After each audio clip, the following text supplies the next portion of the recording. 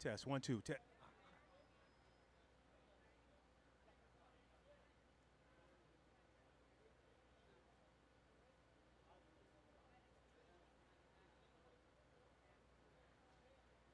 Test one, two.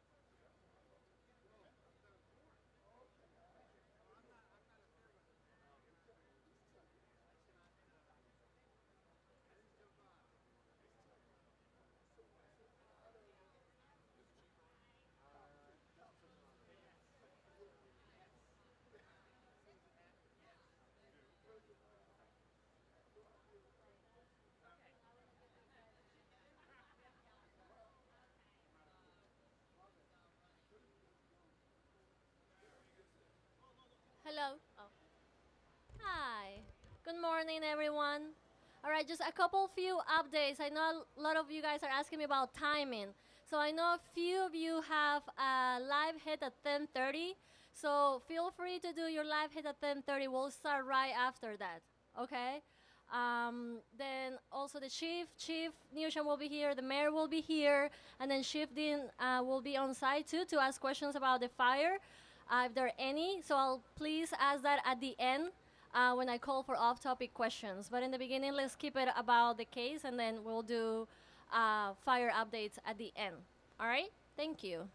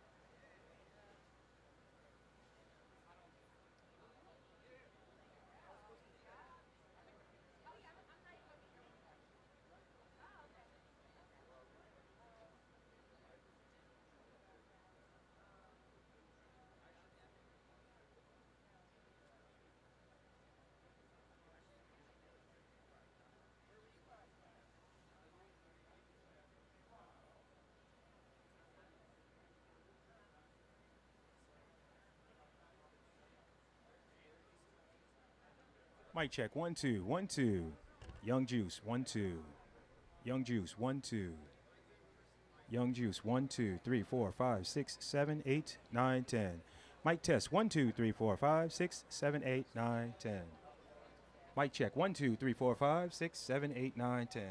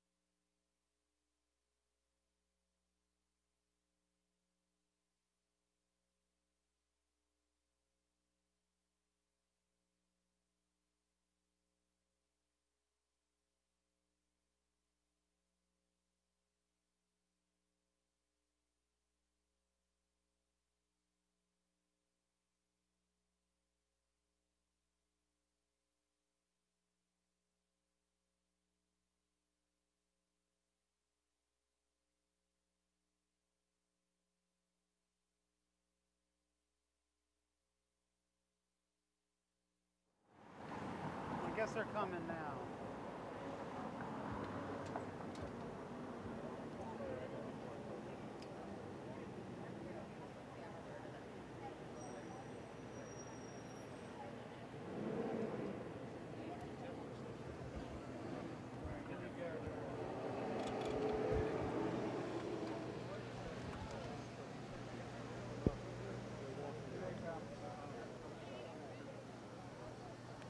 Take that one.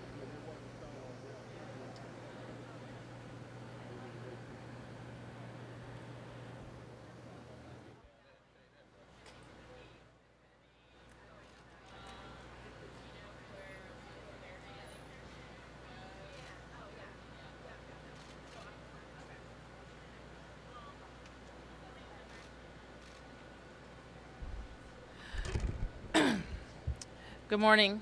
I'm Muriel Bowser. I'm the mayor of Washington, D.C. I'm joined by Peter Newsham, the chief of the Metropolitan Police Department, Councilmember Jack Evans, to provide a briefing on the arrest in the murder of Wendy Martinez. Wendy was a D.C. resident, a jogger, and a proud resident of Washington, D.C., a member of our community. She was senselessly murdered near where we stand at 11th and P Streets Northwest on Tuesday evening at 8 p.m. While people acted quickly, including our emergency responders, to try to help Wendy, she succumbed to her injuries. Wendy's murder has been devastating to her family and friends, people in this neighborhood, and certainly damaging to all of our senses of safety. I want to thank MPD, our detectives and officers, on their quick investigation of this crime. I want to let you know that MPD made an arrest last night, and we feel very confident that we have in our custody the person responsible for this murder. I want to turn to Peter Newsham to provide you more details. Okay, thank you, Mayor Bowser. As you know, this past Tuesday, September 18th, just before 8 p.m., members of the 3rd District responded here to this carryout for the report of a stabbing victim. When they arrived, they found 35-year-old Wendy Martinez suffering from life-threatening stab wounds. She was being tended to by members of the public, including a nurse from our community. DC Fire and EMS responded. They transported Wendy to a local hospital where she was pronounced dead. What we have learned from our investigation at this point is that Wendy, who was known as an avid runner, was jogging westbound on P Street. When she arrived at this intersection at 11th and P, the suspect was at the intersection and stabbed her. We believe that there was only one person involved in the assault. We do not have any information to suggest that Wendy knew or had any association with the suspect in this case. We also do not have any information at this point to suggest that it was a robbery. So the motive in this case right now is unknown. Yesterday morning, we released surveillance video showing a person of interest in the case. A combination of information that we received from our 3rd District patrol officers and tips from the community helped our homicide detectives establish the identification of this person of interest that was shown in the video. Homicide detectives last night searched the surrounding areas. They located this individual in a park at 14th and Girard Street Northwest. He was transported to the homicide division for questioning. Sufficient probable cause was established, and this morning we arrested and charged 23-year-old Anthony Crawford of Northwest DC with first-degree murder while armed. Wendy, as most of you know, was recently engaged. She was an accomplished professional who by all accounts was beloved by family and friends. I cannot even begin to imagine what her fiance, what her family, what her mom, what her brother, what her friends are going through right now, and I want to extend our heartfelt condolences to this family. I also want to thank the community for their assistance, not only for attempting to provide medical assistance on the scene, also by being cooperative with our detectives and responding to the homicide unit on the night of this offense, and lastly by providing the tips which were instrumental in closing this case. Also want to recognize the efforts of our 3rd District Patrol officers, our homicide unit, and in particular Detective Alexander Vogel. We can take, I think, any questions that you all might have. Chief, could you give us any details about Mr. Crawford? Was he homeless? Do you have a history of illness? I mean, is there anything you can provide? He was living in Northwest DC, so he had a home in Northwest DC. So he was not homeless. It's not our understanding that he was homeless. Any history, any background? He does have a criminal history. We are still going over that to identify the extent of that criminal history.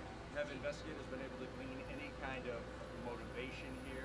We don't have a motive in this case. We do not.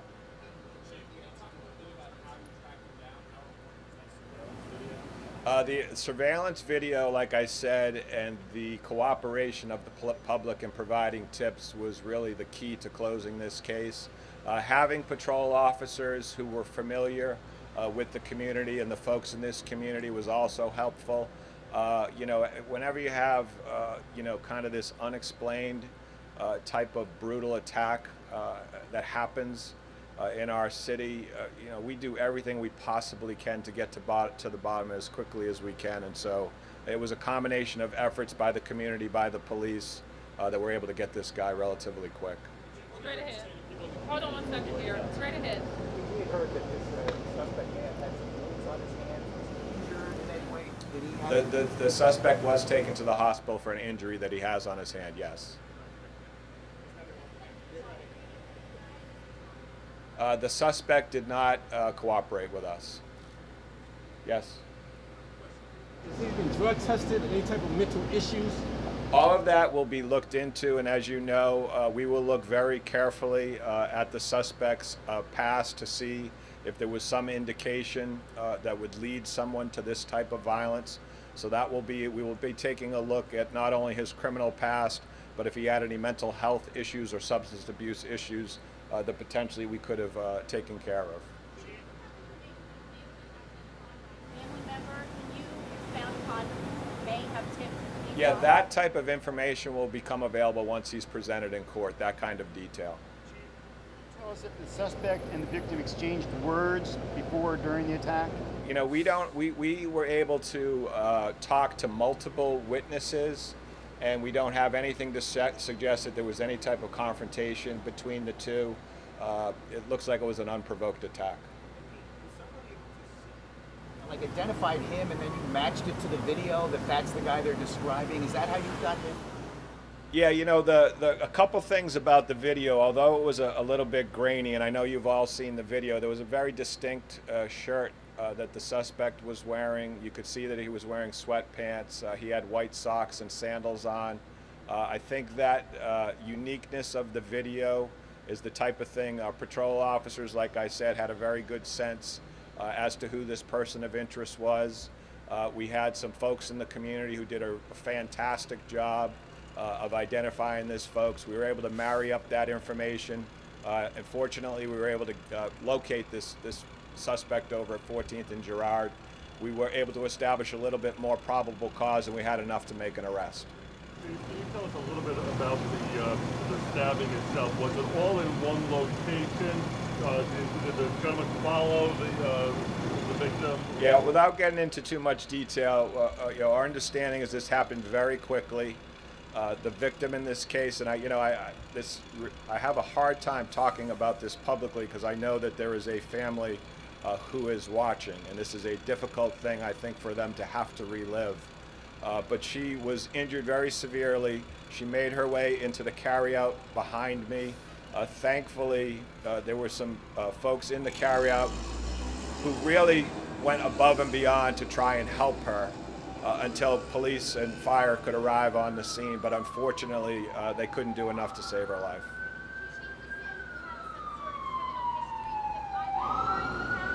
We're still combing through his criminal history. We don't have. I'm going to let the ambulance pass.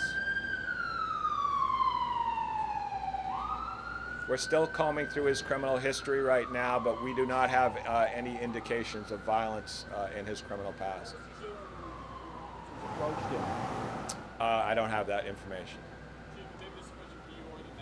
What do you say to people in the rest of the city who are shaken up by this, who felt less safe because of this particular problem? I mean, I don't know if the mayor wants to comment. What I would say is, I live in this city. I think that it is unsettling for anyone who lives in this city to see something like this happen. This is a very isolated instance. You don't see crimes like this very much, even during the course of my career. So it's a very unlikely thing that occurred here at this intersection. At the same time, I'm sure that doesn't bring any level of comfort to the Martinez family. What time was the arrest made, and where did you apprehend the suspect? It was late last night, and he was initially brought in for questioning. The arrest was made at our homicide branch, 100 block of M Street Southwest. Because of he needed medical attention, I do not know. I think he probably will, but I can't say for sure. Delia Gonzalez. Job in this neighborhood. This is a very different thing than took place in a very safe neighborhood. This is that's a good point. This is an extremely safe neighborhood. This is a very unusual incident, and I'm sure none of us wish we were here at this point today.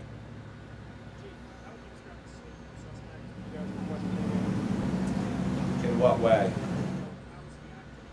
He didn't cooperate with our investigators, so I can say that. He did not.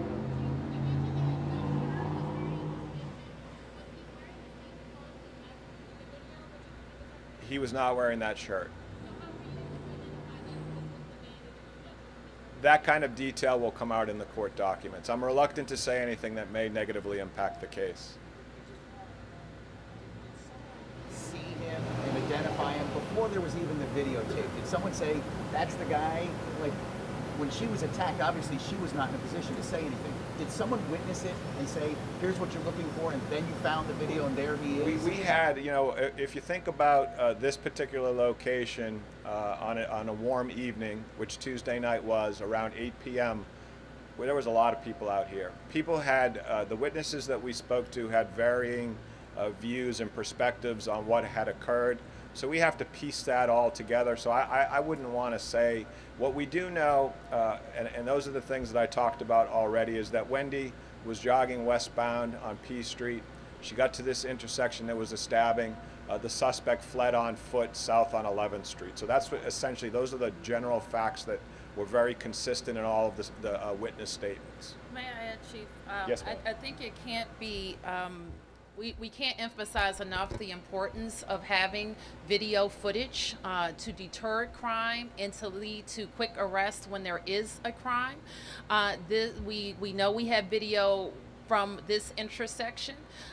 We frequently talk in neighborhoods also about private security cameras that we may tap in case there is an incident. And to the gentleman's point, we do expect safety in our neighborhoods, in any and all neighborhood, whether we're in Logan Circle or Wellington Park. We want people to feel safe going about their normal activities. And a woman jogging on our street is a normal activity. And that's why I'm very grateful to community members. Another very key part of this equation is that people were willing to say what they knew to help in any way. This is an outraged community. This is a woman who should be going to work today. And that cooperation with our detectives and police will help us bring justice for this woman and her friends and family. Mayor, if there's anyone who... 1 second. If there's anyone who knew Wendy, who might want to address us, give us an insight, I believe there's some people who are familiar with her. If any of them We're going to wrap up our official briefing, and then I'm sure that you can talk to friends and family, of course. Yes. Displaced residents at Arthur Capper, I understand there's still some in shelter today. Can you just give us the latest that you Well, know? I expect, and I'll have the Chief Gregory Dean from the fire department is also with us, and he can give us the latest on the wrap up of the fire operations, and Kevin or Chief can let you know how we're assisting. This won't be, people will be in shelter and temporary housing. They will not be able to go back to Arthur Capper anytime soon.